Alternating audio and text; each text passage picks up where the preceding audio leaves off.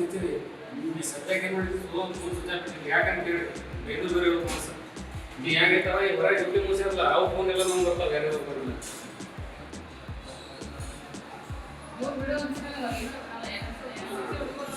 ಇಲ್ಲ ಅದಾಗಿ ಕೆಲವೊಂದು ಭಾರತ ಪೂಜೆ ಬಂದು ಬರುತ್ತೆ ಸರ್ ಬರೋದಾಗೈತೆ ನಂಗೆ ಕರೆಕ್ಟ್ ಆಗ್ತದೆ ಹಾಂ ರೀ ಸೋಮವಾರ ಹಂಗೆ ಮಾಡ್ರಿ ಸೋಮವಾರ ರೀ ಹಂಗೆ ಅವಾಜಾಪುರ ಎಲ್ಲ ಬರ್ತಾರೆ ಒಂದು